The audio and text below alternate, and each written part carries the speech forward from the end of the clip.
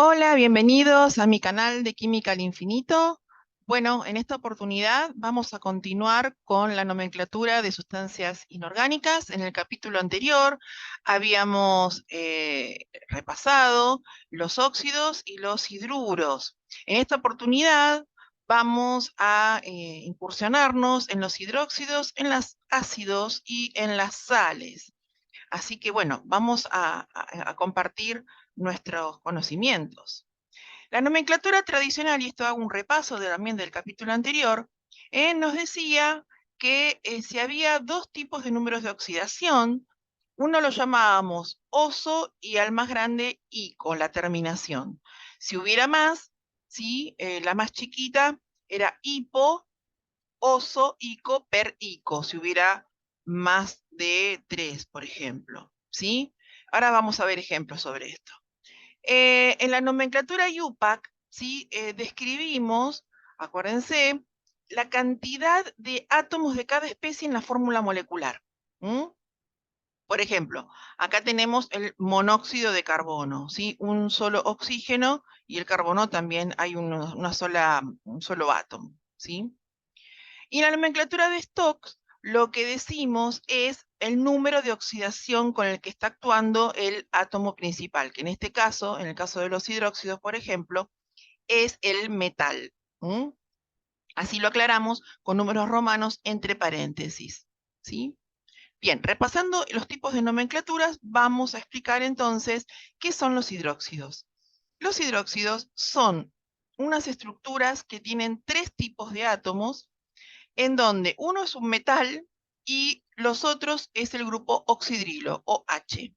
Y lo cerramos entre paréntesis porque en forma sencilla nos va a indicar qué cantidad de estas unidades van a estar en la fórmula molecular según sea el número de oxidación del metal que lo acompaña. Y esto es como una regla. ¿Por qué? Porque el grupo oxidrilo, todo junto, ¿sí? Actúa con número de oxidación -1, o el OH, ¿sí? El oxígeno siempre es -2 y el hidrógeno es +1 en este caso. La diferencia nos da un número de oxidación -1 de este grupo oxidrilo. Por tanto, si yo multiplico N, que es el número de oxidación del metal, supongamos que es 3, ¿sí? 3 por -1 es -3, y el 3 que lleva el metal va a ser todo igual a 0. Acuérdense que todas las uniones químicas, todos los compuestos, tienen número total de carga 0. Esto es importante. Así que bueno, vamos a ver algunos ejemplos de los cuales esto se repite según el número de oxidación con el metal que comparte el mismo número de oxidación, ¿sí? Entonces, vamos a decir, como representando el sodio, tenemos todos los elementos del grupo 1A, todos los metales alcalinos, sodio, litio, potasio, ¿sí? Etcétera. Entonces, todos los hidróxidos, acá no es hidruro, es hidróxidos, que actúan con número +1, la fórmula molecular será hidróxido de sodio con un solo oxidrilo. Si tenemos en cambio el hierro con número de oxidación +2, lo mismo va a pasar con el calcio, el bario, el berilio, ¿sí? Los del grupo de los metales alcalinos térreos, que tienen grupo de número de oxidación +2, van a tener dos grupos oxidrilos por cada metal, ¿sí? Esta es la fórmula. Si hubiera un 3, van a tener 3. ¿Ven que de forma sencilla, sí, vamos teniendo la fórmula molecular? Y acá a la derecha tenemos un cuadro distinguiendo los tres tipos de nomenclaturas, ¿sí? Entonces, si tenemos la nomenclatura de Stokes, que es la más sencilla, vamos a decir, solamente decimos hidróxido de hierro, ¿sí? Y aclaramos con el número de oxidación con el que está actuando, ¿sí? En este caso es sencillo porque solamente miramos la cantidad de oxidrilos que tiene y ese es el número de oxidación del metal. Digo, sencillito, ¿sí? Y así con todos.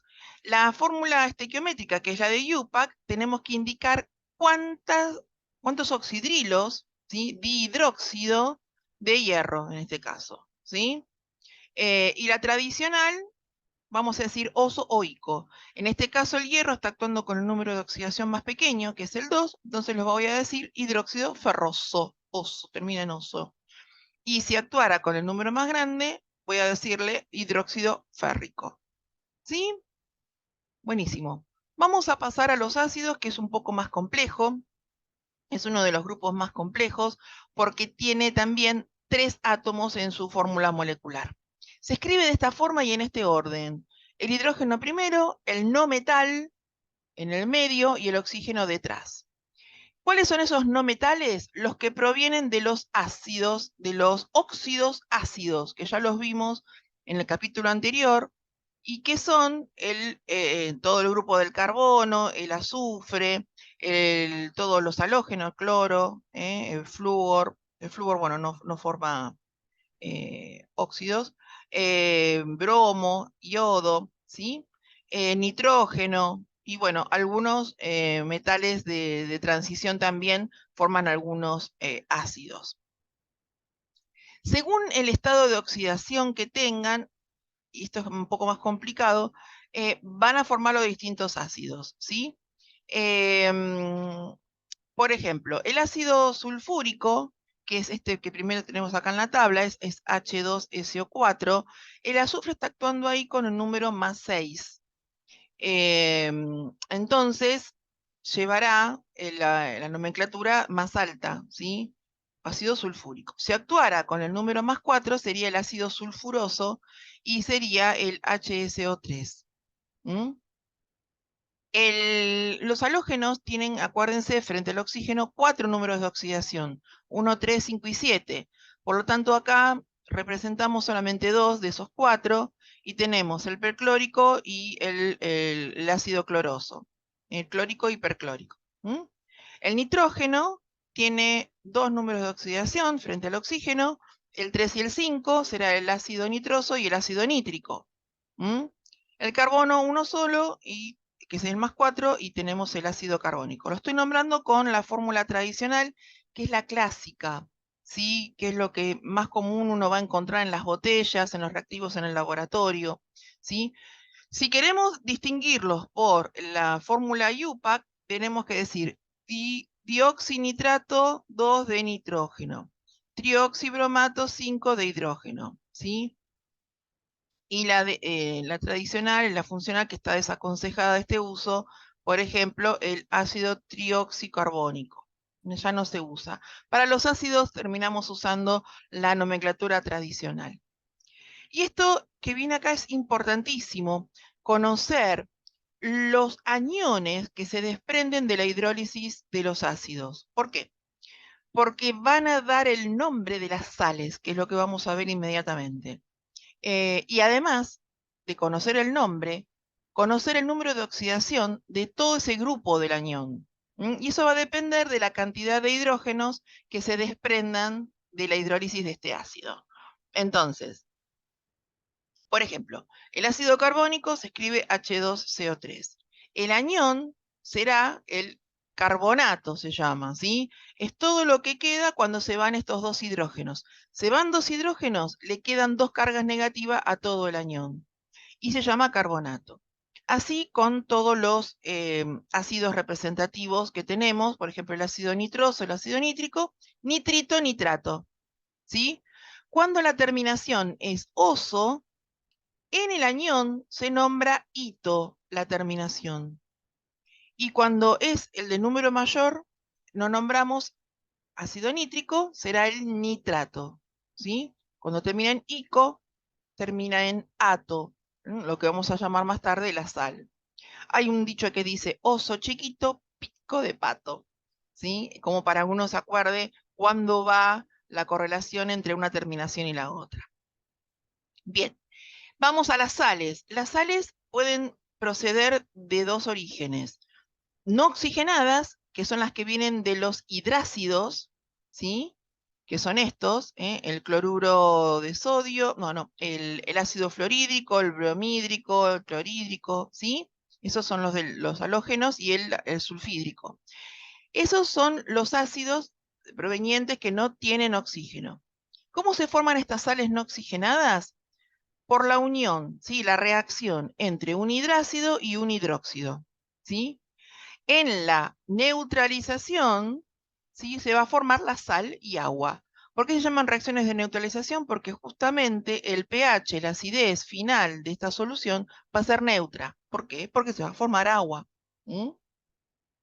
Entonces, si bien venía de un ácido y de un hidróxido con pHs alcalinos y ácidos, en la neutralización, al formarse agua, bueno, hay que ver estequiométricamente cómo funcionan las cantidades que se van neutralizando, pero salvando ese detalle, no menor, que lo veremos en otros capítulos, se forma agua y esa es la razón por la cual se llaman reacciones de neutralización. Y tenemos como formación estas sales. En este caso se llama fluoruro de sodio. Entonces, de la nomenclatura que teníamos de los hidrácidos, acuérdense que llamamos fluoruro de hidrógeno, cloruro de hidrógeno, toman el mismo nombre, ¿sí? Pero lo acompaña el metal, ¿sí? Y acá es interesante porque los halógenos llevan número de oxidación -1, igual que los hidróxidos, acuérdense. Por lo tanto, va a haber tantos halógenos en la fórmula como número de oxidación tenga el metal. De ahí está la otra trampa para acordarse cómo es la fórmula molecular. Y vamos a las sales oxigenadas, que son las que provienen de los ácidos oxigenados, que son los que vimos recién, estos, ¿sí? Y los hidróxidos, un ácido y una base. Esa es como la fórmula para formar sales. Y acá formamos, fíjense, si esto yo lo parto acá en el medio, sale el carbonato, se va a unir con el sodio, y este OH con el H que queda acá va a formar el agua. Y ahí se formó la sal, que se llama carbonato de sodio, ¿sí? Miremos acá cómo se van, a ver, acá, el carbonato tenemos los aniones, los nombres, acuérdense, para formar las sales, ¿sí? Y acá es interesante tener esta tabla que la armé personalmente para cada catión, con cada anión y cómo hacer los entrecruzamientos para formar diferentes sales, ¿sí? Interesante saber el número de oxidación que tiene cada anión para cruzarlo, acuérdense que se cruzan los números de oxidación con el número de oxidación del metal. ¿Sí? Y los nombres, vamos a decir, tradicionales, por los cuales se nombran todas las sales. Espero que este cuadro les sea de utilidad. Es muy didáctico, es muy bueno para entender cómo con distintos números de oxidación, ¿sí? Independientemente de la identidad del metal de que se trate, ¿sí? Y de distintos aniones, ¿sí? Provenientes de los ácidos, podemos formar diferentes sales. Y acá tienen escrito los nombres. Bueno, espero que haya sido de utilidad. No olviden suscribirse a mi canal para nuevas presentaciones y me pueden escribir a ver qué temas necesitan para poder aliviarles el mundo de la química. Muchas gracias y nos vemos prontito.